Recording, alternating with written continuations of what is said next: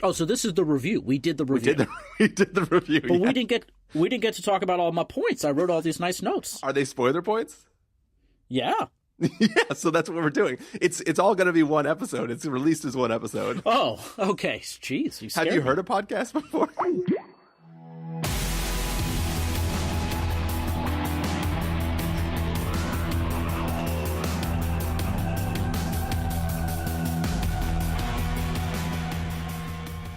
Hello, everybody, and welcome to the Spoiler Warning Podcast. This is review number 558 with a review of John Wick, Chapter 3, Parabellum. I'm Christopher Schnese. I am David Klein. And if you're joining us for the first time, the Spoiler Warning Podcast is a weekly film review program. Each week in the show, we're going to dive in, debate, discuss, and argue over the latest film releases coming to a theater near you. This week, if you are joining us for the first time, you might notice that David Klein is not the main other host on this podcast. But I have been here before. You have been here before. Specifically, one of the times you've been here before is to talk about John Wick Chapter 2. But yeah, unfortunately, Steven has been deemed excommunicado. Oh my God. And he is currently gallivanting around the world, trying not to get murdered by a bunch of assassins.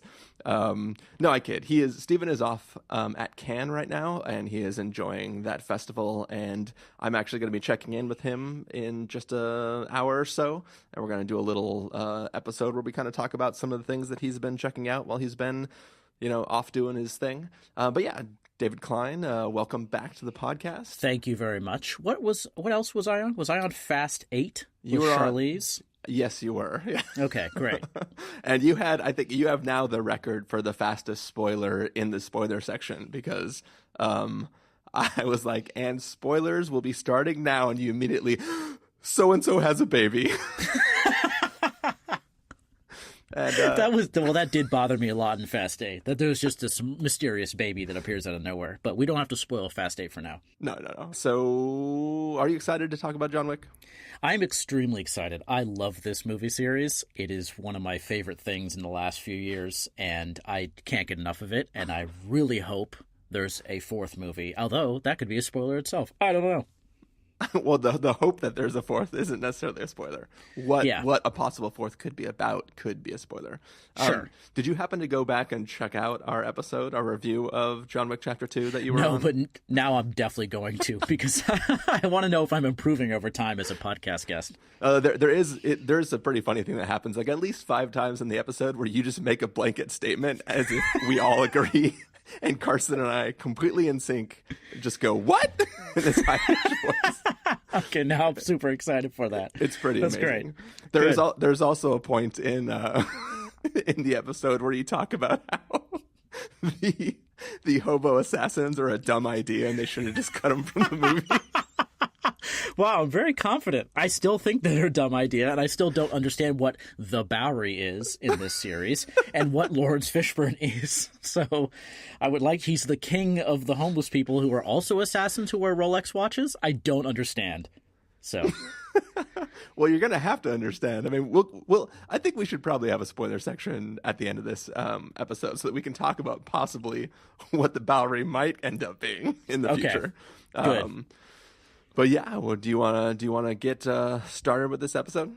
Yeah, so a few things to kick it off. One is I took notes, and I definitely bumped my elbow against the person sitting next to me several times while I was scribbling away in the dark.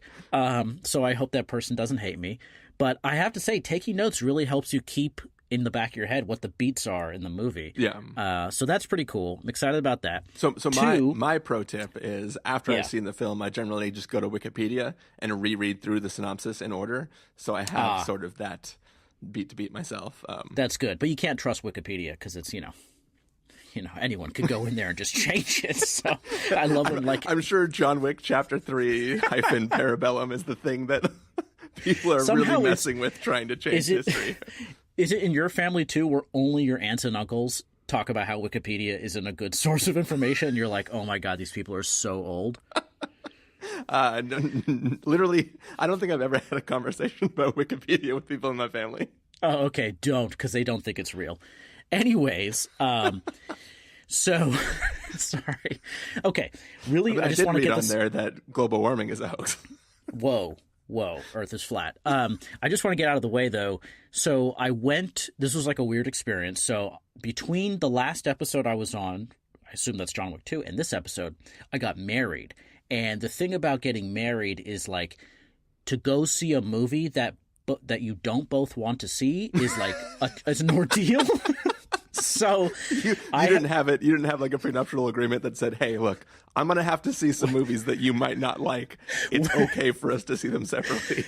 It's a thing. It's really a thing, and it's not a big deal. But I had to go to a 10:40 a.m. showing by myself on the weekend and just knock this out. Let me tell you, it was full, and everybody was drinking. It was quite the show. So I showed up at the Alamo Drafthouse, and I walked in, and there was some kind of it sounded like a teenager doing a YouTube video summarizing the previous John Wick movie.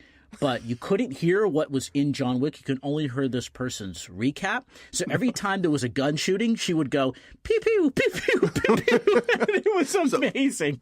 This is not a person in the audience. Funny. You're talking about the on-screen thing that they This play is on the screen. There's like previously on John Wick 2. Okay, yeah. So John Wick goes into this museum and like there's so many people there. Pew, pew, pew, pew, pew, pew, pew, and kills everybody. And then he's in the subway and there's Common. Oh my God, more. Pew, pew, pew, pew, pew, pew, pew, pew. And it was pretty funny. So that was the highlight of my viewing experience. Yeah, so this we kind of hinted at stuff that we were going to talk about before we started recording, but yeah, so I did in fact have that. However, because I swapped my showing last minute, I had to figure out where to park my vehicle so that I didn't have to walk through the rain when I got out of this movie at midnight.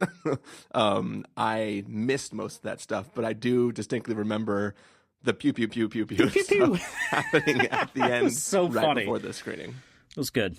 It made me very happy. Was there more about your viewing experience that you wanted to talk about? Or was that I was very story? upset that I couldn't have a beer. I'm trying to drink less, and everybody was drinking beer. And I was like, I got to be an adult, and I have to remember this movie. Don't order a beer. But that reminded me, an opportunity to troll your wife. You get home and you say you had 3 beers, even though you said you weren't going to drink. Great reactions. So always be trolling. It's a good time. I will say, though, if you agreed not to have a beer, you could have had a boozy shake, which are available at the Alamo Drafthouse. I did not notice that on the menu, but it sounds delicious, and I will definitely have one in the future. And also, since I know that Carson Patrick, who's probably listening right now, loves when we talk about the Alamo Drafthouse, I will say, because I saw the Alamo Drafthouse John Wick triple feature, I was there for 6 hours to watch these That's amazing. films. So just for him, I want to say that I had 3 beers. I had a prosciutto burrata pizza, and I had about half a container of truffle oil popcorn. Oh my God. I definitely watched the guy next to me eat an entire pizza on his own at 10:50 a.m., which was pretty gross while chugging beers. It's good. I really don't like, I gotta be honest, that popcorn is trash. I can't stand it. I just wish they would have like a regular popcorn and not something that makes your hands soaking wet by the end of the bowl of popcorn. Are you saying that when you're trying to figure out between churro popcorn, kimchi popcorn, and truffle oil popcorn, none of those seem good to you? Disgusting. Just give me old-fashioned popcorn. I'm an old-fashioned kind of guy. Give me an old-fashioned with an old-fashioned popcorn. Boom. Happy. And also, like, in theory, you could write on the card, hey, what if you just made me regular popcorn? Because they add all that shit on after they make the popcorn. Oh, my God. Right? It never occurred to me. So I should write on the little note card, popcorn without your bullshit, and see what they do. I wouldn't write that. What I would say is get there early, and when he says, oh, have you been here before? You go, yes, I have, but I have a question I've never asked before. Oh, my God. And then So I'm not high maintenance, but can you please make me my own custom popcorn? I promise I'm not crazy. Oh, all right. Well, what do you say we get into the actual review portion? I've got bullet points for every beat here. It's great. I'm ready to talk. All right, we're going to take a listen to the trailer for John Wick Chapter 3, Parabellum, and then come back and give you guys a review.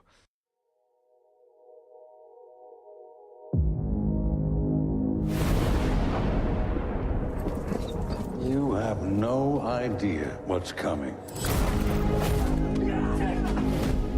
Mr. Wick broke the rules. I trust you understand the repercussions if he survives. John Wick, excommunicado, is now in effect. You shouldn't here. Nice suit. Good to see you, too. I need your help. After this, we are less than even. There's no escape for you. The High Table wants your life. Would you help set the mood for our new guest? Let us begin. Our service is still off limits to me. What do you need? Guns. Lots of guns.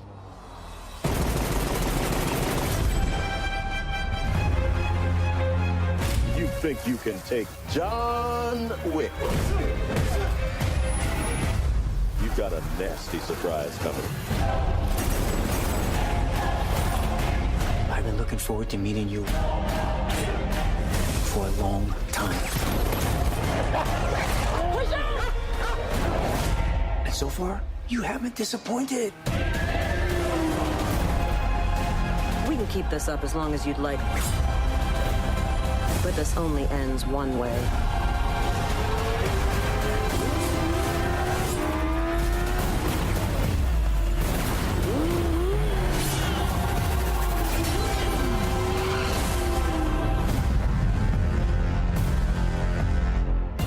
All of this for what? Because of a puppy? Wasn't just a puppy.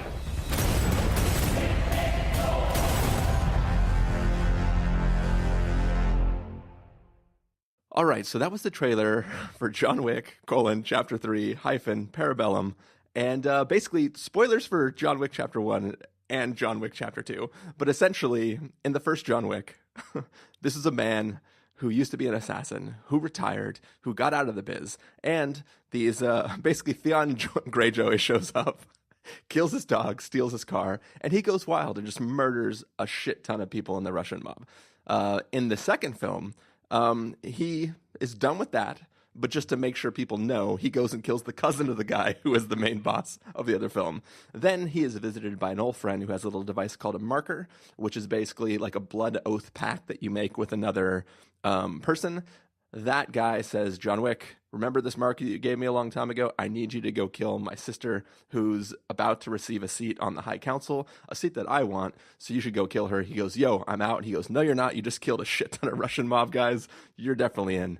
John Wick refuses to do it. That guy says, fuck you, you have to do it. And essentially, he eventually gives in, goes and kills the sister. But then that guy wants to clean up the situation, so he puts out a $7 million bounty on his head and sends some people after him to kill him. John Wick doesn't like this, kills all the people who comes after him, and then, in a fit of rage, not even a fit of rage, in a semi-calculated bit of rage, murders the guy on continental ground, which we all know as fans of John Wick, is not allowed. So he is deemed excommunicado, and a new bounty is placed on his head that is double the bounty that was on his head due to the guy that he killed. And essentially, the end of that film ends with John Wick running away, and he has an hour before the official announcement of his excommunicado happens, and he has to go off and try to figure out how to not die. This film starts towards the end of that hour with like 5 minutes left, and he has to not die and figure out how to get out of this situation where literally every single assassin in like the whole world is trying to kill him. Well, you have to be more specific. Everybody in New York is an assassin. That's what we learn throughout these movies. Well, at least everybody in the park, all the homeless people, and anybody who came to the city specifically because they now want to get $14 million to kill John Wick. Yes. David Klein. Okay. First, did I miss anything? And second, what did you think of John Wick Chapter 3? I really enjoyed the recap. A lot of pronouns, so I was trying to follow it. I have to ask you, it's a trivia question. How much time has passed since the first scene in John Wick 1 until now?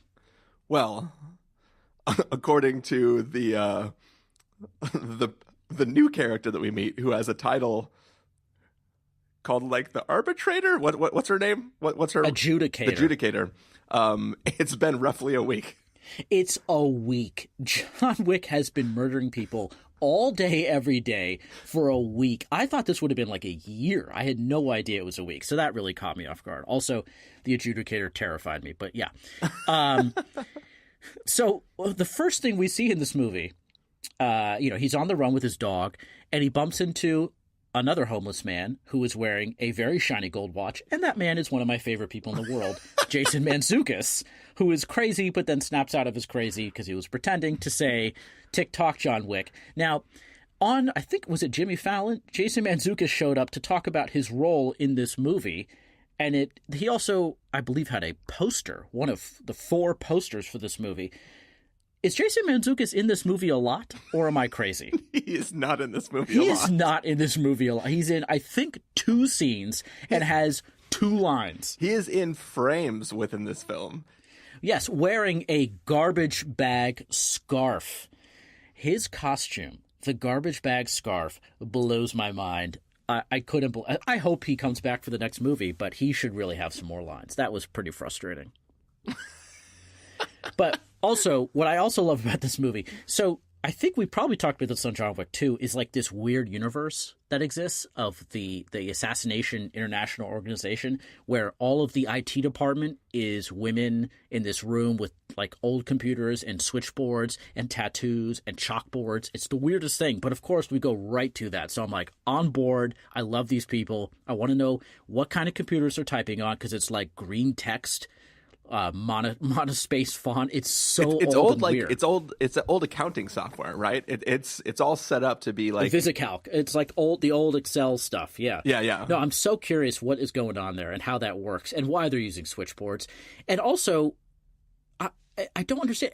All the assassins they don't have smartphones. They have flip phones or like candy bar phones that flip up, and it's just like there's some kind of weird connection to the old technology, but also. For some reason, when Keanu gets in a taxi cab, it's an old-style New York City taxi cab, but all the other ones are new. So why does Keanu get his own old one? This is what's so cool about these movies. You know how the taxi cab driver knew who he was, right? That was the other thing. Everyone knows who John Wick is. Everyone's an assassin in this movie. Or John Wick is incredibly famous for being an assassin. So that was pretty cool. Well, I mean, think about it. If you were in like, we'll just call it the Assassin Guild, and nobody had ever gotten out, and then you hear that this one guy got out, you're like, well, how did that? Like, I feel like everybody knows who John Wick is. Like, yeah. Even when he's in freaking like wherever the sand place is. Oh my god. That was in Morocco. That was oh my god. Okay, hold on. Wait a second. I just want to run this theory by you. So you're saying the folklore is so big, but this is a taxi driver.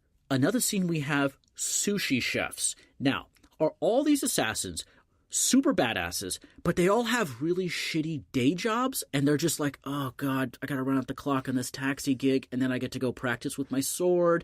I'm just envisioning all these normal people who are working at, like, I don't know, Barney's or Saks Fifth Avenue, and they're like, okay, 2 more hours, and then I get to go play with my guns. Is that what they're trying to tell us here, that everyone's an assassin and they just work day jobs? The theory that I would offer you to counter the point you're trying to make and also give you more insight is that the assassin world needs regular jobs too, right? So Think about it. Where are you going to get your missions from or other information besides your little flip phone, or where are you going to talk to people about knowing things other than to meet at a safe space, which might be a sushi shop or a little market on the side of the street, or you might want to get into a taxi and be taken to a place that has safe harbor or things like that. I think that there are people that are like the normal jobs of the assassin world, right? Like, there's got to be like assassin world baristas who aren't necessarily assassins themselves. They're just baristas that are in the know and can help pass information or do things, right? So these are like the friendlies in the Blade movies. We'll say yes. Okay. Did I go too deep there? Think about it. Do you really think that the cocktail waitress at the Continental is also an assassin, or is she just like... Yes. No, but she knows her way around the gun. We learned this because all the employees eventually, spoiler alert, pick up guns and are like, all right, we're ready to fight for the hotel. Yeah. Well, that was everybody that was dressed like the one main guy who works the counter, right? Like there weren't cocktail waitresses running around with guns in that scene. I don't know, but let me tell you, that lobby definitely had a barber shop in the middle of the lobby, and I was trying to write down, I wrote down at one point, I wrote a note, how big is this hotel? It is so big. Well, you've seen it from the outside, right? It's just the Wedge Street. It's just this tiny thing, but then they have a barber shop, and then there's a 2-story office filled with glass for no reason. It's the weirdest, most gigantic, that huge underbelly with the furnace. I don't know. That building's gigantic. I gotta find the plans for that building. I should go there in New York next time I'm in New York and just take a picture of it for you. To do it. Okay. A question for you, though. Is Keanu a genius actor or the worst actor who ever lived? I cannot figure this out because sometimes he talks and just is so robotic and forced, but then in the other scenes, I'm like, oh yeah, I'm on board. This guy's amazing. Dude, his wife died like a week ago. Remember? No. Wait. Oh yeah. And then he got the dog, and then he fell in love with the dog in 6 hours, and then, oh yeah, you're right. Okay, yeah. So maybe he's just so depressed. Yeah. Okay. Yeah, so then he goes to the library, which is amazing. My wife's cousin told me that this man who fights in the library actually plays for the Philadelphia Sixers. And that's why he's so gigantic. I mean, I don't know if playing for the Sixers makes you gigantic. I think they just happen to... It's one of those causation, not causality things. Yeah. Correlation, causality? I don't know. Yeah, correlation, not causation. Yeah, whatever that thing people say on Twitter to make themselves sound smart. Yeah, so that was fun. So what I didn't understand here was that Keanu has like a go box, right? But let's try to be more ambiguous about this film in this stage of the podcast. Sorry, lead me to the light here. No, I mean you can ask questions. I just mean don't specifically talk about like everything he's doing in every scene. Okay, so what should I talk about next? Lead me. Just start with your general thoughts on the film overall and some of the things you liked, some of that. General thoughts. I mean, this movie is awesome, of course. But it's like it grows the universe, but it does it in a clever way. And it even talks about the history of the Assassin's Creed, and it brings on all these new characters, and you get a little bit more backstory. But it's so badass, and I just love how Keanu he's like Daredevil. He always gets up to fight more. So I think this is awesome. I love that they made another one. I can't believe that we've got 3. Yeah, so I'm fully on board. I want more John Wick. That's all I'm saying. This movie's awesome. I did like there were a lot of winks to The Matrix, which made me very happy. Yeah. Guns. Lots of guns. But there was also, I swear, an architect scene, like nodding to Matrix 2. So that made me very happy.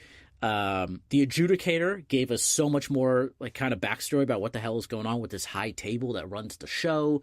And I guess that sets up for the 4th movie if they make it. I love that Halle Berry's in this movie. She's super awesome. I love that she's got dogs. Just more dogs. Maybe John Wick 4 should be like a cartoon.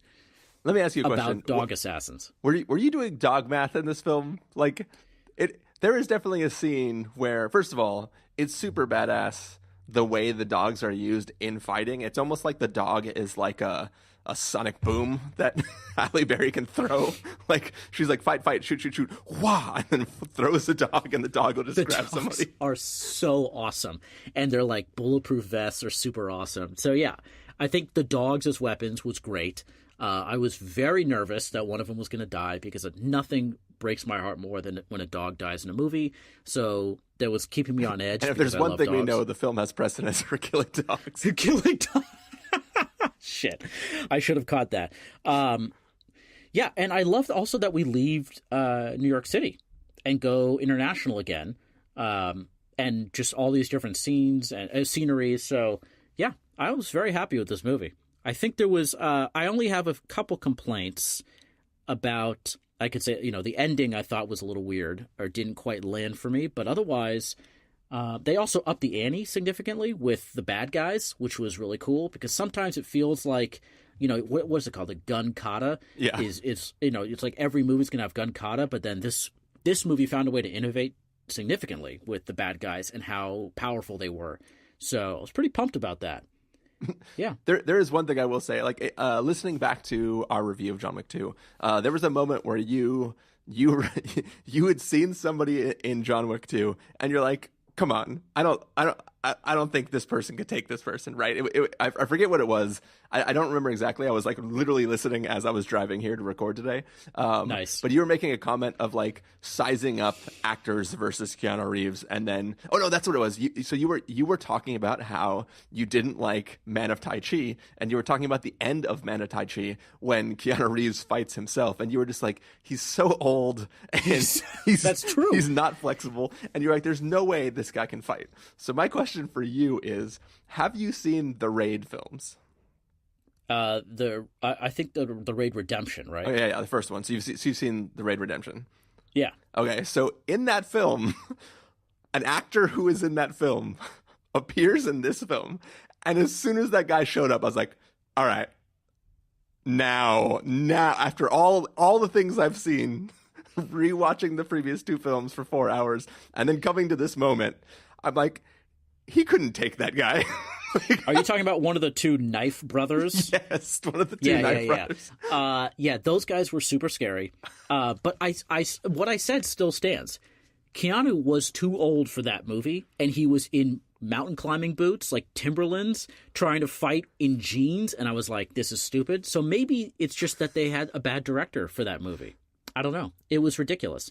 But this one, he can still move, although someone actually does call him out for going a little slow. Yeah. But I still think he kicks ass. And the opening, there's like a huge knife sequence and axes and all sorts of shit.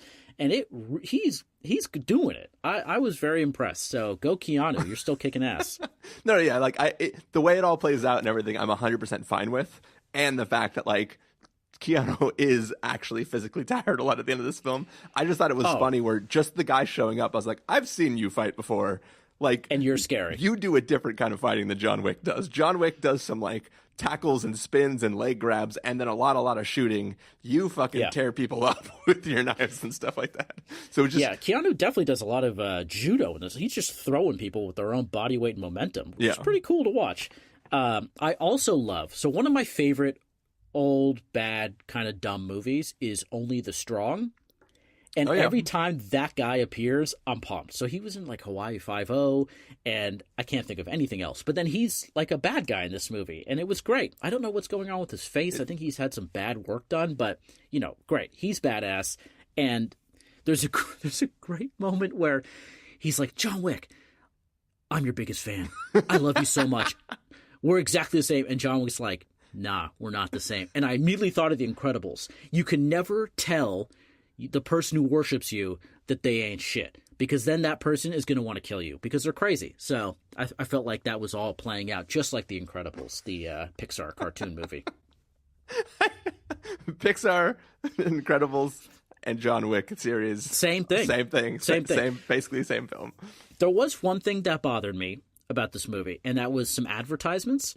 In the movie, there's a couple. I noticed there was some kind of billboard for something related to cryptocurrency or Bitcoin, and I like played it off like, oh, they just filmed in that scene, that space. I guess that was just there. No. That billboard comes back again. Konotoxia or something, and it's got the Bitcoin sign. I thought, oh yeah, you're promoting some bullshit. I'm not even going to look it up. So I didn't look it up. I don't know what it is.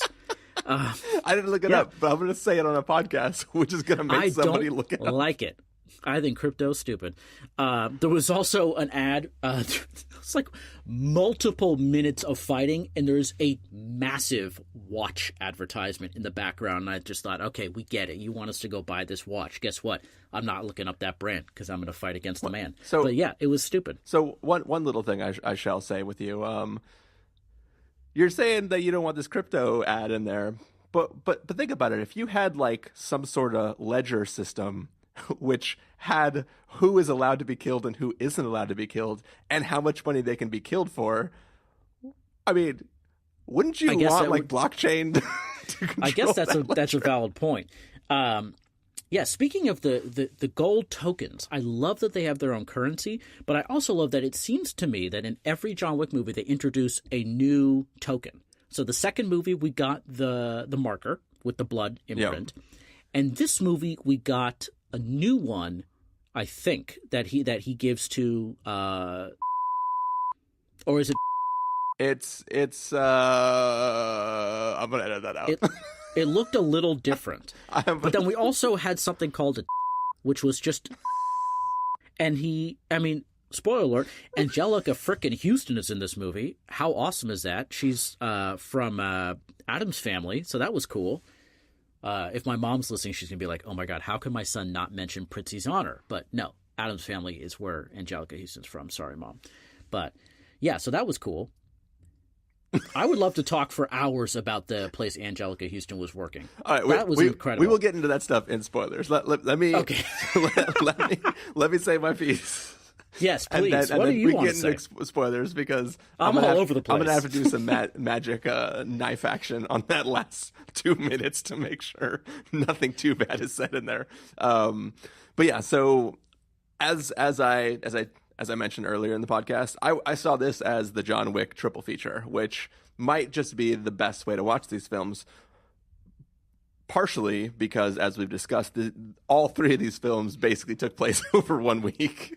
So, well, yeah. I mean, it had to spill over that week because obviously he had to hop on a plane somewhere, which also, how did he get on a plane to fly outside of the United States if everywhere are assassins? Like, there's definitely TSA agent assassins, right, in this universe? Oh my God, I don't even want to think about that. That's terrifying. Give me your water and then dead. It's too much. Yeah. Spread your arms right in the armpit, stab wound. Oh my God. Oh, this person's passing out. Let's get him in the emergency. Yeah, Jesus. It's definitely a bad situation.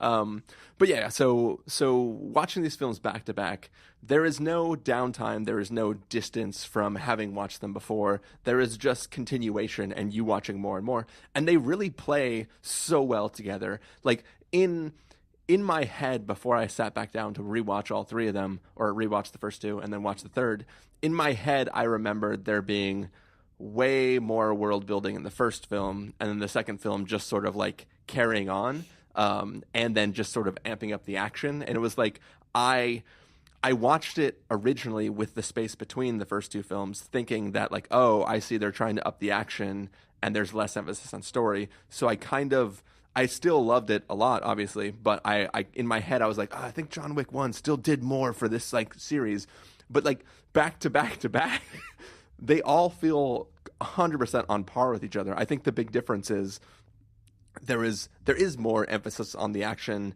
as things get up, like things get crazier because there's more and more people trying to attack him. And so in the first one, it's like, oh, this insane action. And the second one, it's like, what if all of his clothes were bulletproof and we had all the same action? And then the third one, it's like, oh, what if there was also like body horror and shit like that?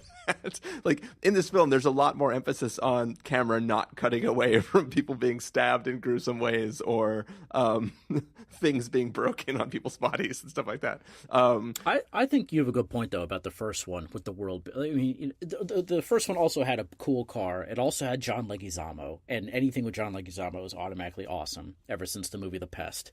So I think there's some bonus things, and it had the cute dog. So yeah, I'm following you. Yeah, but I think it does. They do feel coherent and complete as in one package, where it doesn't feel like any one stands that much further above the other. They all continue to build, and there is less world building because there is less stuff to build on, but they do make it a point of it in every single film to add more things or add more backstory or add more characters that know him or add more rules to the universe. Like you said, like we get the introduction of the marker in the last one, and in this one, the marker, it may come back in a way.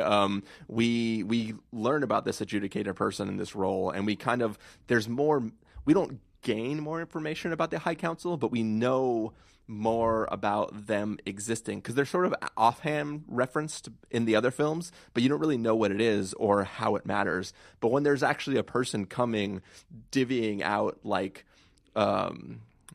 punishments or verdicts for actions people take from the High Council's behalf, there's definitely an interesting thing that's sort of happening there. As films continue on, there might be some more crazy shit that we start to learn. If it wasn't for the scene in John Wick Chapter 2 where we see, the one dude accepting his new seat on the High Council, like when he's having that meeting at his gallery, I assume people in that room were all part of the High Council. So I don't think that we've never seen them before. I just don't think we've spent a lot of time with them. But I can definitely see in the future weird, crazy shit happening, right? Like in a story where it's like, is there even actually a High Council? We don't know. Like it's gonna turn into Equilibrium, going back to our other review where we brought that film up, or something. Nice. Where like they'll be like, shit, we don't know about the people that live up there in the High Council space. But yeah, I thought the film was incredibly fun. It's a film that it still has that crazy action that makes you just go, oh shit, oh. And I think they really do some things to up the ante too for who John Wick is going against. We'll probably talk about it more in spoilers, but let's just say that like this film takes it even further into the video game space, where towards the end of this film there's like what I will call elites and maybe even mini bosses that he has to encounter, which was just a really interesting I'll say it's an interesting treat. Like it adds a lot to the way combat has gone before, and to watch John Wick enter a space, do what he always does, and then have to adapt that to a new way to try to fight somebody, was just cool to see that character. Like it makes you feel like the character really is that proficient. I don't have any real complaints about this film, but I will say maybe it's the constant having watched so many films like this before, or maybe even just seeing these films back to back to back, the choreography sticks out, right? Like John Wick does not feel reactionary. He feels like somebody who has practiced this fight for hours on end. And it's like he is reaching up to block before somebody has fully started swinging yet. And I can kind of, like, I can see the strings in the choreography, which is like it's not even really a complaint because it's so badass and it's so fast that I really, really enjoy it. But there's definitely times where like he's not even paying attention and he just reaches an arm up to like block an incoming punch. And it makes me laugh. Yeah. No, I mean, the choreography is incredible. And what I love about it, he has like a few special moves that I think I have to go back and watch the first couple movies to see if this is consistent, where if he's trying to, and I can't believe it, this is so insane that like these are movies that I'm like smiling and laughing at extreme violence because it's just so ridiculous, but the whole theater's laughing. But I love his special move where it's like he's trying to stab someone and they're like blocking it, and so he just takes the hand and just uses his hand as a hammer to hammer the knife in, and it works every time. Yeah. He also manages to use a book as a weapon, which I think, you know what, if you're going to go to the library, at least you're, picking up a book. I like it. As much as I enjoyed that, I will say Jason Bourne has definitely done that before. Oh, I don't, the Jason Bourne movies, I wasn't a fan. We could talk about that, but like they just all kind of ran along to me, and I think Matt Damon's better at comedy anyways, so whatever. No, yeah, it's totally fine. I'm just saying that it was like most of the things that I see in John Wick, I'm like, oh, I haven't really seen this very often. Not in this way. Oh, so that, gotcha. So that stuck out to you. Yeah, okay. Yeah. It was like, cool. I would be like, he just Jason Bourne to that guy. Yeah. I did not know that, so I guess I'm just going in with a cleaner slate. Apparently. Yeah. But yeah, I mean, is there any non-spoilery things left that you sort of want to talk about? Let me check my notes here. So I'll only call the bad guy Only the Strong because I want everyone to go see that movie, and I believe it is just available on YouTube because it's kind of old enough where no one cares. So is Only the Strong the Capoeira film? Exactly. Okay, cool. The high school Miami Capoeira movie, and it's awesome. They're breakdance fighting. Oh wait, that's a Zoolander quote. Yes. Got it. Okay, good. I think I could talk about my complaints about the hotel being the biggest building in New York. So I'm good. Well, remember that they walk into the lobby. The lobby's the skinny wedge at the front of that building. But then it's just like a full square block. Yeah, it's probably a full square block behind it. I mean, come on. You know how the streets in New York are. Shit's crazy. I did enjoy that there is a scene in this movie, and I have actually been to that spot for my honeymoon, and so I had a nice little moment during the movie.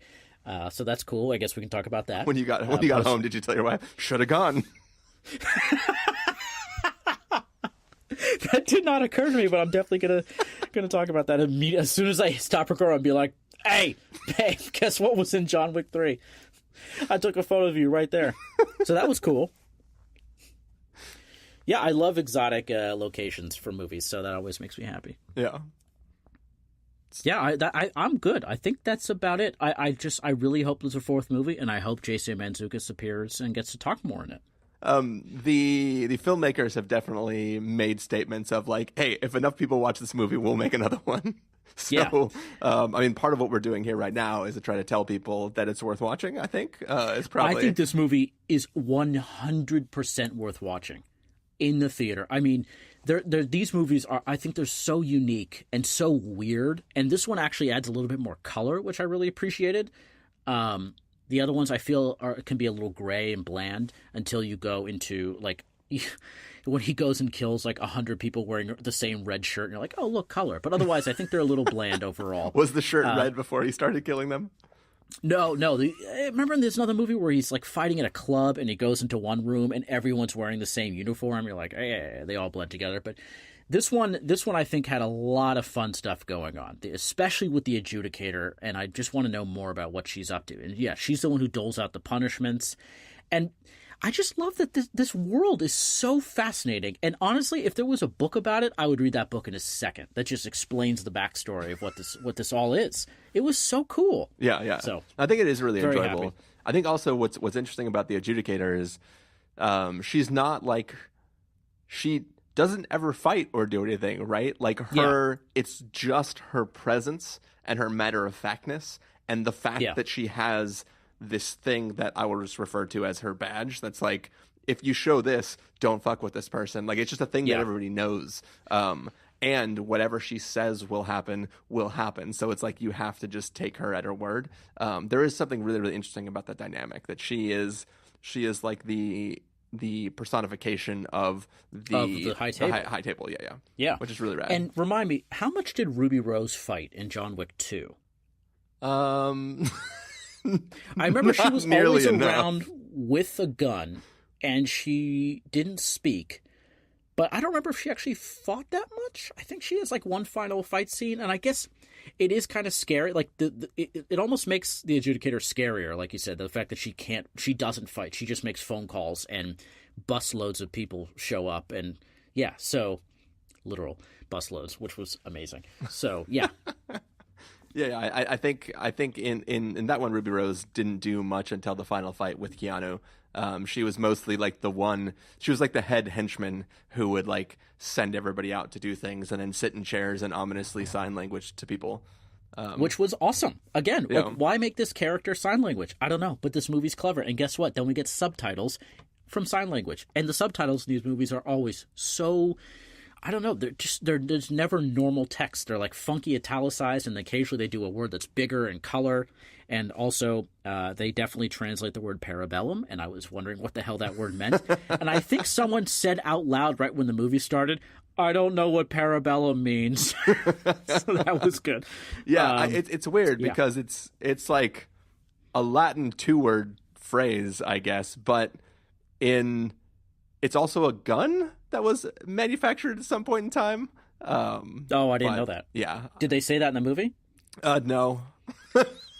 What would be really great is actually to go through these movies, especially this one, with someone who is an expert on guns and could explain the significance, because there's a lot of lines about bullets and guns that are like, oh, this one shoots bullets at even faster speeds, and this one shoots bullets that go through armor.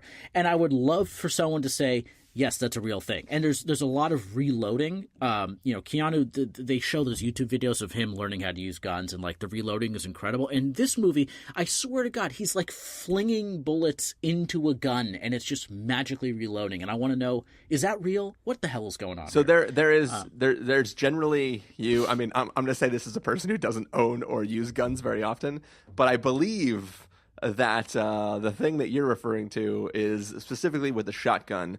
You load shells by like pressing one in, and then usually people like press one in and then press the next one in, press the next one in, and he's doing this one motion where it just slides all of them in, and he's just really, really proficient at it. Somebody can write into fans at thespoilerwarning.com and tell us what the hell is actually happening. But I think it's literally just a lot of flair and quick precision that is allowing him to just like slide his hands, like he's doing a motion forward to slide it in, and then the same exact return motion to cock it, instead of like using one hand to press it in and then use the other hand to cock it. I think it's just he's so in my experience with guns and shooting guns, so usually there's a skeet, and you say a word, and then someone pushes a button, and then like a frisbee flies out, and you shoot it.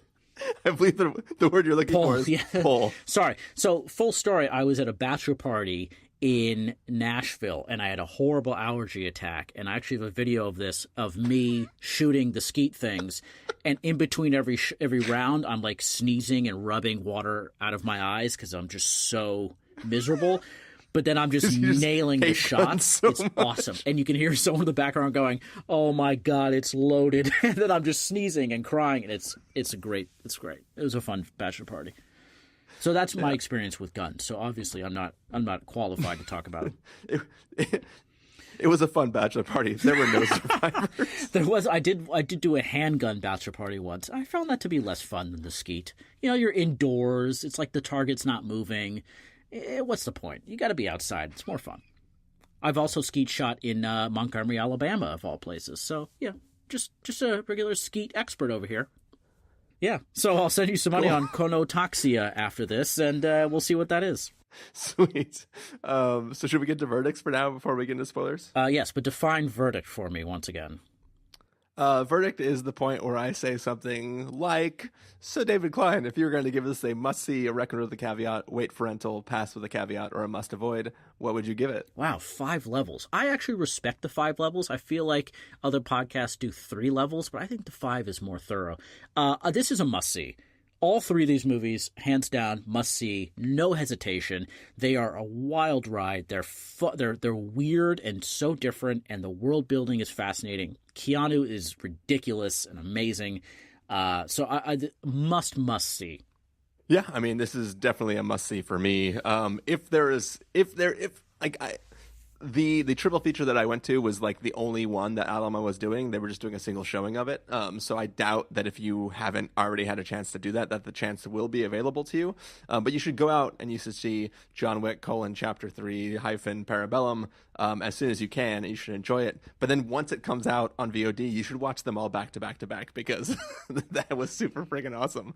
Well, I mean, the fact that it picks off like you said, minutes after the second movie is so cool. I was thinking, wow, it's a little bit darker now, so they must have done the beginning of that hour at 5:40, and then now we're at 6:40, and it's East Coast and it's dark now. I thought they stretched that a little bit, but yeah, it does pick up pretty quickly after the second movie. So it's I bet the two just flow right through. Yeah. And yeah, maybe they'll even do like an edit of it where like it literally doesn't stop, and it just, though it did at the beginning of this film, they're definitely reshooting the scene where they stamp the excommunicado and type it into the computer, because seeing them back to back, you'll notice that like the paper and the stamp is very not it's very like dull and faded, and then in the new one it's like bright freaking red with lots of good ink on it. And it's like clearly a reshot. You know how I feel. I want more time in the administrative center with the old computers, the switchboards, and the chalkboards. Yeah. I think they're so cool. I feel like someone who runs a tattoo company is also sponsoring these movies, because there's so many tattoos. Did you notice that? A lot of tattoos. You can't not notice the tattoos. One guy has tattoos all over his bald head and face, and I just thought, where does he work? How does he get away with that? I mean, there's plenty of places. I mean, tattoo parlor. Oh, I guess, yeah. There's a lot of those. Maybe Starbucks. Or maybe at the Russian headquarters he's working at. So a bouncer anywhere.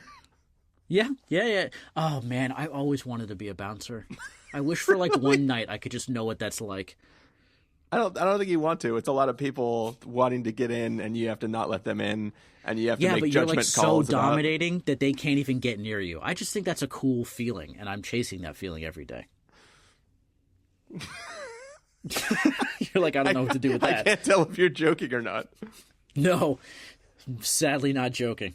Yeah, so I guess spoiler, maybe? Yeah, so we will do the official closeout of the episode. We'll say goodbye to everybody, and then we'll get into spoilers as like part of the after show. So for now, David Klein. Oh, so this is the review. We did the review. We did the review. But we didn't get to talk about all my points. I wrote all these nice notes. Are they spoiler points? Yeah. Yeah, so that's what we're doing. It's all going to be one episode. It's released as one episode. Oh, okay. Jeez, have you heard a podcast before? Do you even broadcast, bro? Yeah, I listen to him on the tweeters. All right, so for now, David Klein, if people want to find you throughout the week, where can they do that? Oh, throughout the week, I'm on the Twitters at D.I. Klein, as in Calvin Klein, but no relation. I'm sorry. But D.I. Klein, that's me. Go. Or you can call me. You want my phone number? Or you can call me. We can talk. I like talking on the phone. If you want to put your phone number out here. Great. You might get one call. Hey, this is David Klein. Let me tell you about these guns. Oh, God. Oh, yeah, you would love that, right? Oh, God. You listen here. I'll tell you about my guns. I know them guns good. Whoa. Watch the accents. You never know. But yeah, if people want to find me and all of my wonderful accents, you can do so over at ChristopherInRealLife.com or Twitter.com/ChristopherIRL. You can find the podcast over at thespoilerwarning.com, where you can get a bunch of the back episodes of the show. If you want to subscribe to the show, you can do so in Overcast, Stitcher, Apple Podcasts, or wherever podcasts are found. If you want to know when the episodes go live, you can follow us at Twitter.com/SpoilerWarning, Facebook.com/TheSpoilerWarning, or Instagram.com/TheSpoilerWarning. If you want to get a hold of us directly, you can send an email to fans@thespoilerwarning.com. You can use the contact form on our site. Yeah, music for this episode will come from the soundtrack to John Wick, Chapter 3 - Parabellum. So hopefully you are enjoying that. Yes, this is the time. You've got through the normal review. If you've already seen the film, then you can stick with us. Music is going to fade up, and when that music fades out, we will be in full-blown spoilers, so we can sort of run through all these things. David Klein will be off the leash. He will be able to talk about whatever he wants to talk about, and that's going to happen now. So as soon as the music fades back out, it'll be spoiler time.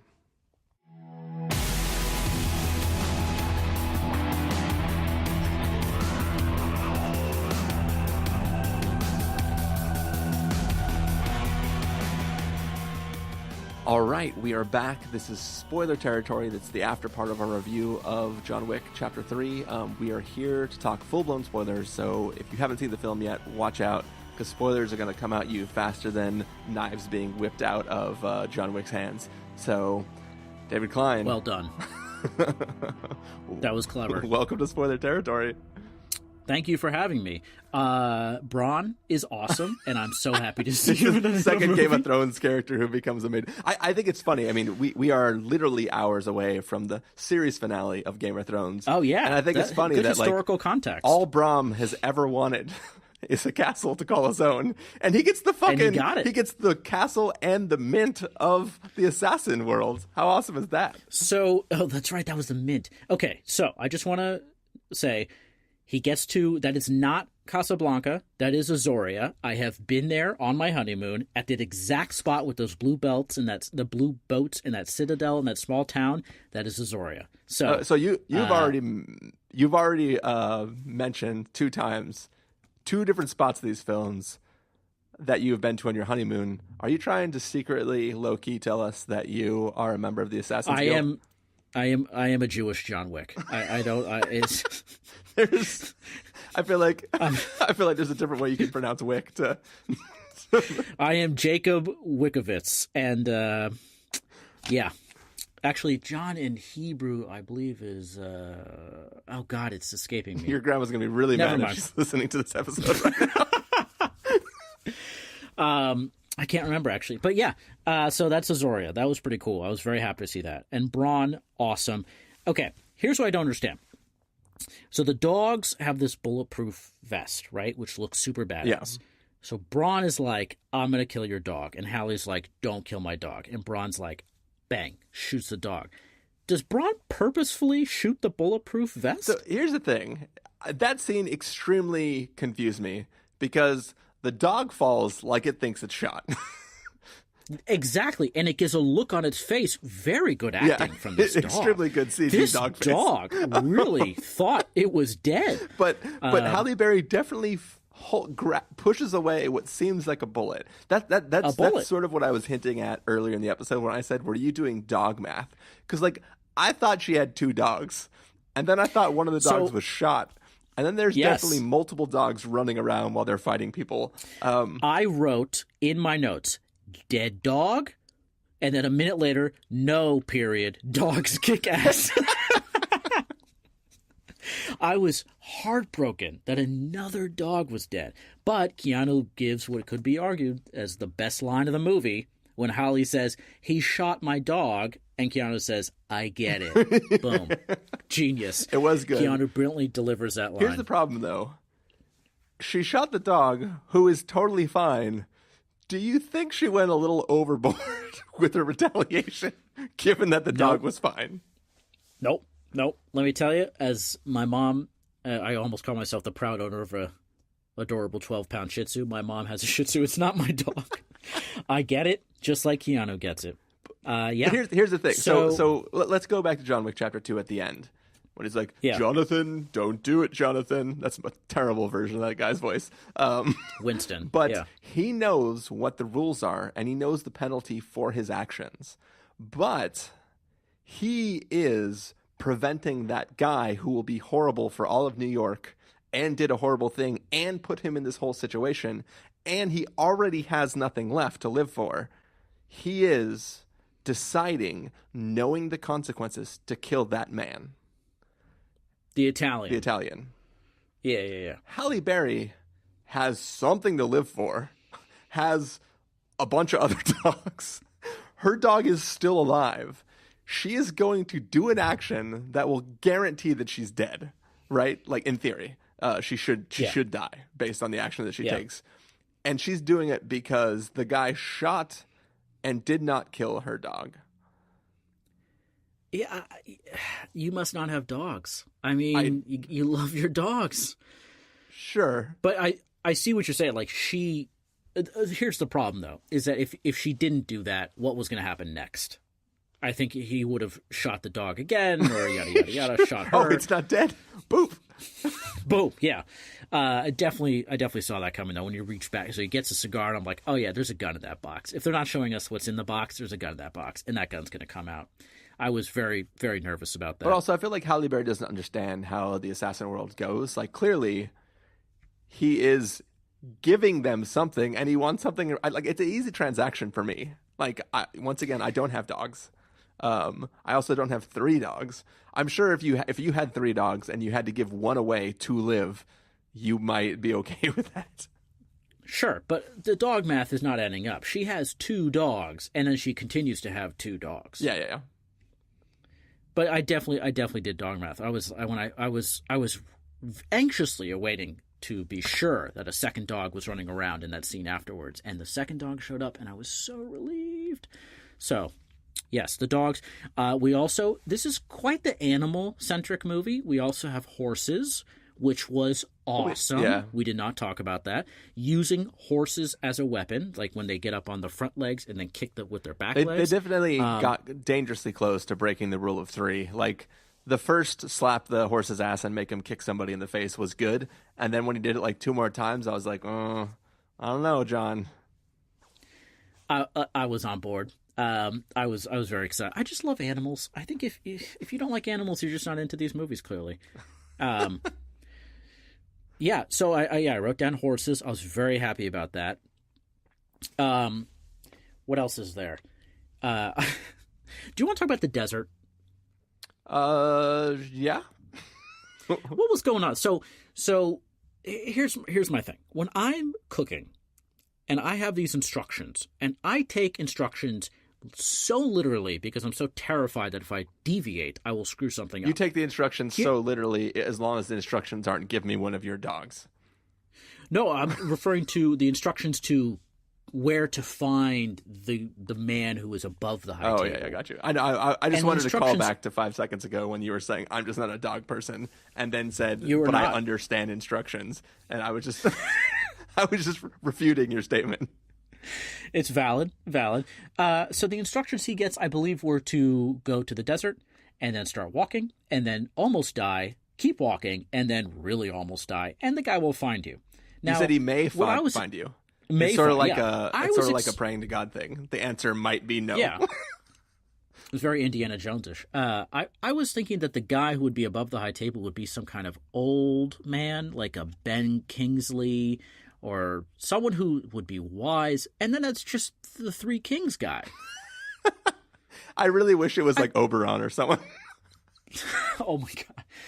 The guy is the guy from Three Kings. What are you doing here? It's not old enough to be above the high table. Like, who is this guy? Why are we listening to him? I thought that was he's just silly. the founding member. He starts the Assassin's Guild, and he realizes there's too much work, and he wants to go fuck off in the desert with his camel. And he appoints a council of people to take over everything, and he just has the ability to go, nah. I don't. Sometimes in movies, I get a little annoyed when it just goes to pure magic. So he's out there in the middle of the desert, and John Wick's like, "Please give me a chance." He's like, "Okay, chop off your finger." And John Wick's like, "Cool," which was terrifying. Also, I think you need all 10 fingers to be good at fighting. But then there's just a perfectly if you're making suit. a fist, where do you care where the rest of the finger is? No, you need to grab people and stuff and eat cereal. Does your ring finger do that fingers. much grabbing? Maybe. I don't know. I'm not an assassin anymore. But also, I think you're missing the metaphor. Yeah. He was doing everything for love, and he was doing everything because of a promise he made to a woman. The promise is symbolized by the ring. If he's going to exchange his life for his chance to remember the memory of her, he has to give up the thing that symbolizes the physical remembrance of her, which is the ring. I think there's a nice symbolic trade-off there that he is making. It's literally the ring is a vow that he made to this woman. He is now exchanging that vow for his life in order to do this other thing. I think it translates in my head. Well, this is why you run the podcast, because you catch these things. That's a good observation. I did not. And I'm not even the one who's married. Oh boy, don't even get me started. So there's another thing in this movie that I thought was very clever. And it's an old thing that a lot of movies have done all the way back, like Hitchcock used to do this, where your main character wears white and then eventually they change to black, showing some kind of transition. And I was just applauding, great, he goes from white shirt to black shirt, he's going to go back and kick some ass. Did you catch this? I noticed that the wardrobe changed, but I didn't apply any... he also, when he goes to Rome, he also switches to this weird turtleneck with a jacket thing. Oh, that's right. That's right. He goes full Steve Jobs. I love it.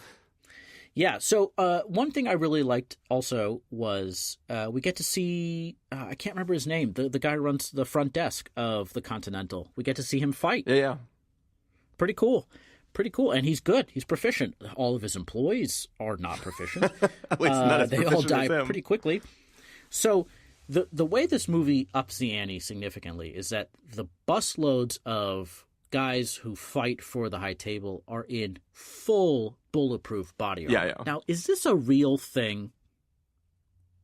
Is there full bulletproof body armor in the real world? Is there a way for someone to walk around comfortably and literally bullets bounce off of that person, Black Panther? So clearly if they do it in the Marvel Cinematic Universe. So there's a couple of things I will say about this.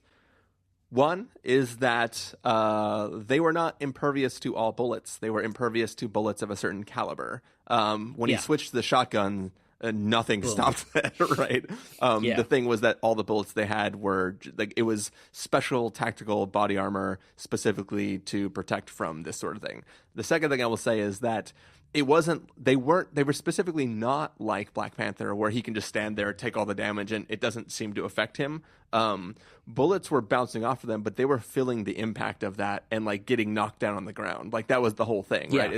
Is which I thought was extremely cool, because it wasn't just like, look, they're badass. It was like the adapting that he did to that fighting is he would shoot them, waste bullets to like to knock them down and like incapacitate them, even if only for a second, so that he could, like, once everybody was down, he would run to the closest guy and push the head up so he could shoot him in the neck, or lift the goggle. That was pretty so lift the goggles. That was pretty scary. I thought this was amazing. It did get us into like video game territory, where it's like, if you played like in any shooter video game, there's this idea of a bullet sponge, which is like, as the enemies get like better and better and better, they just take more and more bullets, and it kind of breaks the universe. So there's this game called The Division, which everybody played a while back, and in The Division 2, one of the things they did is like, they still need bullet sponges because they want the enemies to be harder and harder to kill, but they made it so that like they're all wearing armor, and you can just shoot off the armor. And once they're out of that armor, like if you shoot them in the leg, their leg armor gets damaged. And then if you shoot them, it's like taking real leg damage, where it just kills them real fast, right?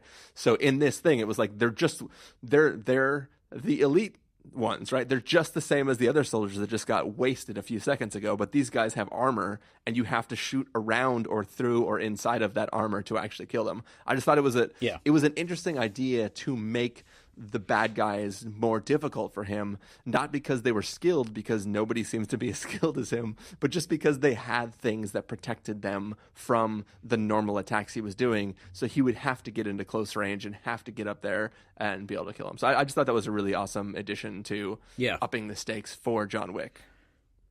And one complaint I have overall, and I'm not sure if they did this in John Wick 1 and 2, but what happens in action movies often is that you have your hero. The bad guys run up to the hero, point their gun at the hero, and try to somehow both shoot the hero and touch the hero simultaneously. And then the hero can just block their gun. And I just wonder, why don't the bad guys just stand 10 feet away and just start shooting? Well, I think most of the time they're trying to fight in short range and happen to also have a gun. Yeah. That kind of bothers me. You mentioned video game and the bosses in the pre-spoiler section, where in the glass room, the administrative room, which again, 2 stories of space where guests cannot stay and pay money. I don't understand this hotel. It does not make sense. Well, remember, there is not, in the hotel, everything costs 1 gold coin. Oh, so, yeah. Actually, can I get a coffee with almond milk? Is 2 gold coins? Here's the real question for you is, let's pretend the Continental is a real hotel. If you went to New York and walked inside it, would they just tell you, oh, I'm sorry, we don't have any rooms available, when you try to hand them a credit card? Or is it one of the... I don't understand how they don't let normal patrons... Like, I'm sure that hotel has like a 5-star rating on Yelp or whatever. Oh, I was actually going to make the opposite comment. I bet it's a 1-star rating because it's all tourists going in. Like, they won't let me get a drink in the fancy bar downstairs. Why won't they let me in?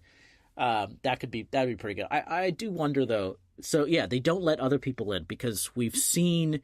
Who was the guy in John Wick 1? There was a guy staying. I thought he might have been a cop or something, and he gets killed. Oh, he's staying, the hall. mustache. Man, the one that the girl who tries to kill him kills when she's staying in his room. Yeah. I think that was just a fellow assassin guy. Gotcha. So it really is a hotel for assassins. Yeah, wow. yeah.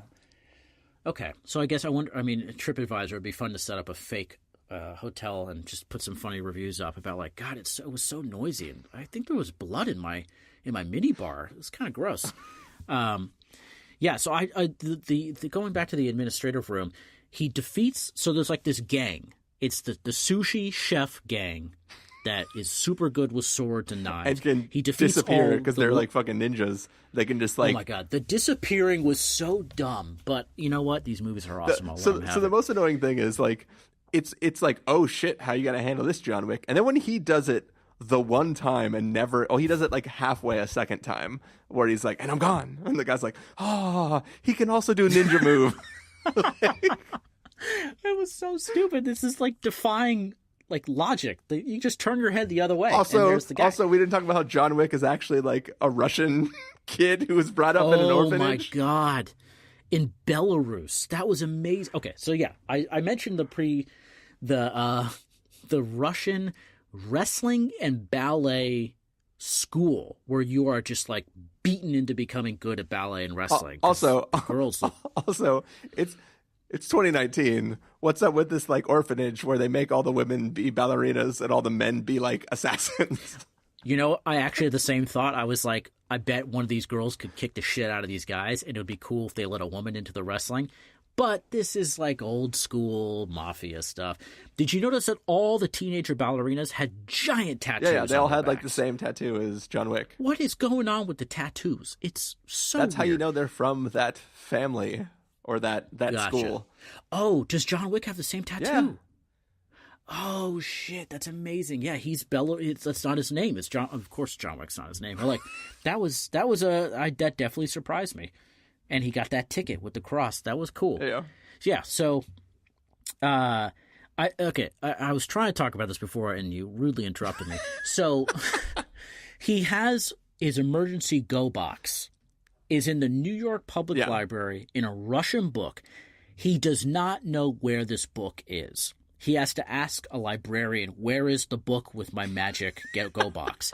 Now, the way the library system works is you can request other books to be shipped to other libraries. So what if some kid doing like a high school book report in Portland, Oregon had requested this book? This is where my mind goes when I'm watching these movies. Like, how do you not know where your own go box is? And it's in the library. My assumption is that this is either a very obscure book or a book that doesn't actually exist and would only be in the system because John Wick put it there. Yeah. So like nobody. This is why you're on the would be able podcast to look, again. You're look good. for it. You're good. Yeah, and that's where he had his Halle Berry marker. He had his Angelica Houston ticket, and he had 4 gold coins. It was good. It was a good gold box. And then the Philadelphia Sixer shows It was up. the in case of emergencies thing. Yeah. Yeah. Yeah, I just want him to have a vacation. I also feel like he's dehydrated most of the movie. Like, he never stops to have a cup of water, and then there is a water joke in the desert where Halle Berry is like, here's the last of the water before your walk. Never mind, I'm going to drink it and spit it back in the water bottle. That was really great. I thought he was going to drink it. I thought that was going to be a nice comedy beat, but it did not.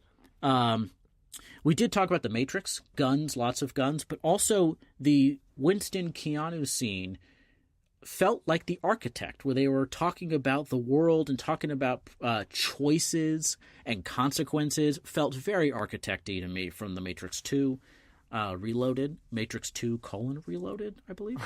So that was cool. That was a nice moment. So I will jump in and I will say one of my favorite moments in the film is during one of the early fight scenes, and anybody who was a child who wanted to be cool and throw knives or ninja stars into something knows that there is some weird physics thing that has to happen when you're throwing a knife that is going to rotate to make it so that when it hits something, it sticks into it, right? So No. You need to explain a little bit more. How do you know that? Because as a child, I definitely tried to throw things into even here in the office as an adult. I have one of those canary knives you use for cutting open boxes, and sometimes if there's just a giant stack of cardboard boxes and I'm just like alone in my room, which is often. Do I need to call HR? What is going on over here? You're throwing knives in the office? Are you crazy? It's, I mean, just Google canary knife. It's not like a knife. It's just like a serrated blade-like implement that you use to cut cardboard. Anyways, like... It is a blade that at one point is flying through the air in a random direction. But no one's standing near me. It's fine. Gotcha. But yeah, so when you throw a knife at a thing and the knife rotates, unless you like throw it like a spear somehow and make it like just go where the blade is always out, chances are... I don't know math, but I'm going to guess like 50% of the time the handle is going to hit the object you're trying to hit and it won't stick into it. So there. Well, let me tell you, recently at a work offsite, maybe I shouldn't say that. Recently at an event not related to work, there was an axe throwing event that was like at a like a fun place, and you bring alcohol and such. And after a few tries, you can throw an axe. Axe throwing and alcohol. It is pretty funny. They don't serve it, but they'll let you. Anyways, after a few tries, you can reliably, consistently throw an axe into a piece of wood. So I wonder, with enough practice, can you throw anything at anything and just make sure it goes in? Obviously, but my main point is there's a scene where John Wick is standing in a hallway with knives on either side of him, and him and a bad guy are grabbing knives and throwing them to each other, but they're just bouncing off. Awesome. Because it was pretty awesome. It's a thing that is hard to fucking do, and I just thought that was an amazing moment of like, yeah, that's probably how it would happen. There is a chance that if somebody tried to throw a knife at you, it might not hit you blade side front. Yeah. It was a funny scene, though, where I think they all run out of bullets. They look up and they realize that there's cabinets filled with knives everywhere, and they just start shattering glass. And that's where like the body horror comes in, because there's a guy who gets knifed in the eye, like hardcore. There's people that get knifed in the head. It was pretty gnarly. Multiple times. That guy gets knifed in multiple times, and then Keanu does his classic hammer move and just hammers it through. It's pretty gross. Yeah. But overall, again, love this movie. And the fact that Jason Mantzoukas is... So, the Jason Mantzoukas, I think, again, Jimmy Fallon, he keeps showing clips that are in the trailer and talks about how, this is me and Keanu. We're just hanging out on motorcycles, trying to kill a bunch of assassins. They show the clip, and then Jason Mantzoukas is obviously not in it. He's like, oh, wow, they must have cut my part out of that scene. It's worth going on YouTube to watch. Cool. Yeah, I really hope that they review this movie on how did this get made, and so Jason could talk about his scenes. But, okay, what is the Bowery? Just what the hell is going on? The Bowery is a district in New York City, isn't it? So, within the context of the film, I don't know about the word, but essentially there is this underground group of basically pretend homeless people who live as homeless people within the city, but they have connections. They're basically like Lawrence Fishburne. I think we talked about this in the John Wick 2 review that we did, but Lawrence Fishburne is basically Varys from Game of Thrones. Oh my right? God. You're right, because he literally birds. has the little birds. And he basically has all these people who listen and follow what he thinks needs to happen in the city. What we are getting set up for here in the John Wick 4s, 5s, and 6, whatever is going to come, is that until now, the Bowery and this group of homeless people, this society, have lived under the permission of the High Council. They are doing their own thing. They're allowed to operate. Lawrence Fishburne has already done whatever he's done, and he sort of is working for them. But he has his own ideas of how the city should run. He now knows that the one woman lost her seat to her Italian brother, who we all don't like, and he's now dead. And they are ready to make their own move because they feel they're already running the city, and they don't want the High Council to fuck with that. So I think that, especially with where the end of this film goes, John Wick is essentially joining them because he is still excommunicado, but he now is like, let's all take on the High Council because clearly the High Council sucks. I like that they set that up. I did think it was a little silly that Keanu Reeves survives like falling down 5 stories or so. I mean, just think about all those things that stopped his fall as he fell. It looked really painful. I think he's dead, but that was cool. And I think Jason Mantzoukas was he there in the last scene? Probably. Okay. So here's the real question we should be talking about, I think, is so the guy in the desert, the guy who's higher than the High Council guy, Three Kings dude, he basically says, if you kill Winston, I will unexcommunicado you and everything will be cool. Winston gives what I don't think is the greatest speech. And John Wick goes like, oh, I don't think I will kill him. And you're my friend. And then on the roof, when she's like, cool, this building is no longer deconsecrated. Like, great it's now reconsecrated. And essentially they're like, well, what about John Wick? And he's like, oh, he has to die. Boom, boom, boom. When he shoots him, he falls off the thing. when somebody, like when the woman comes downstairs and says when the, what's her role again? When the adjudicator is like, hey, we have a problem. John Wick wasn't on the ground when I went outside. And he's like, huh, what do you think of that? He's delivering the line as though he was helping John escape when he shot him off. I think that's a good interpretation, is that he knew John Wick would survive. But the thing is, he did not have that conversation with John. The performance community. Oh, no, that was super messed up. It's basically the end of The Negotiators, where Kevin Spacey shoots Sam Jackson, but doesn't warn Sam Jackson he's going to shoot him in the stomach. But, so I think that is what happened. He's like, I know how I can save John Wick and get myself out of this too, impressing the adjudicator. I'll shoot him and he'll survive. But the thing is, there is very little chance he will survive. At best, his plan was, I'll get him out of this situation doing something that has a 90% chance of killing him, and if he lives, like that's the thing, is he could have also just run off the top of the roof. Like, John could have just ran away because no one on the roof was prepared to stop him, right? So if he survives the fall, it's not like the old like, I guess in the back in the day when like there were like public executions or something like that, if you somehow survived like being hung, you were just allowed to go free, or maybe it was the gallows. There was something where like if something happens and they're attempting to execute you and you survive history class did you take that taught you this? That's absurd. But okay. No, it's a thing. It's like a thing where like if something about the thing went wrong and you were able to free yourself and get to the edge of town before you were caught and put back up there, you were essentially free. It was like the sentence was carried out and you survived it. The payment is made. I don't know. Somebody Google this and write in. Maybe on the next episode I'll mention finding it.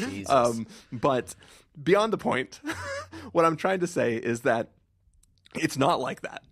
So I agree with you. It's an absurd statement. So there is no reason him going, he should die, and then John just running is not the same as shooting him and pushing him off a building, because he's not now free. He's just as unfree as when he was on the roof. He just didn't fall off a roof. All he was doing was securing his own thing. So best case scenario, he was like, I'm going to shoot him now so that I'm free and clear.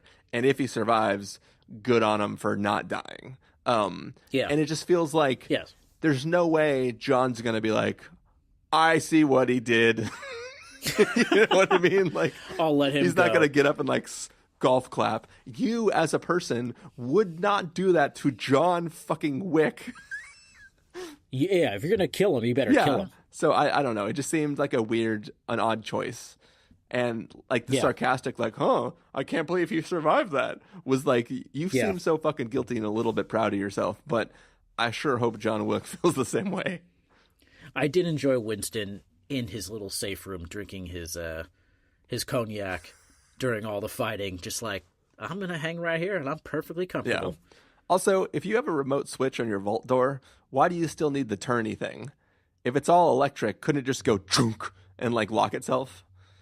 Well, I think it adds to the set. It looks cool. A lot of old-timey stuff in this movie. Like I said, right off the bat, Keanu gets in an old taxi for no reason because everything's just like a nod to the past. I don't know. I think it's kind of cool. Or maybe think about it this way. If you see two taxis, one's super modern and one's old fucking beaded taxi, which are you going to get into? The new one. Yeah. So maybe they're doing it specifically so non-assassin people get into it. Oh, interesting. I mean, once you pay with Apple Pay in a New York City taxi, you're just like, what the hell is cash? Screw it. I'm using Apple Pay forever. It is nice. I finally pumped gas with Apple Pay for the first time. Oh, I did that too recently, and it was magical. Although, halfway through, I realized I was putting in premium, and then I felt like a real idiot, so I had to go, oh shit, stop, and switch it to the other one. That was embarrassing. Did you really do stop and then hang it up and then wait for the transaction to complete and then rescan your phone? I absolutely did that. It's how much? You saved like $2, right?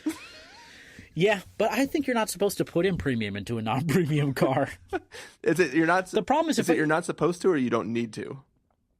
I think you're not supposed to. Oh, does it do bad things? But I drove a premium car. I drove a premium car, baby, for forever, basically. And then now I have an Outback, and it does not need premium. So it's just hard to break that habit. Yeah. And now you know more about my life. More than I maybe need to know. Yeah, great. You're welcome. But yeah. Moral of the story is don't double-cross John Wick and use Apple Pay for more things. Yeah, and I hope John Wick 4 is him going after the high table. I think that'd be awesome. Yeah, I mean, it's clearly going to be him and the Bowery. the Bowery going after the high table. Yeah, and Jason Mantzoukas with his garbage bag scarf. Yeah. Sweet. Great. Love it. Should we call it a day? I think we should. And I look forward to returning. Thank you for having me again. And I can't wait to listen. Cool. To myself. All right. Well, thanks for joining. And thanks, everybody, for listening. We will see you next time.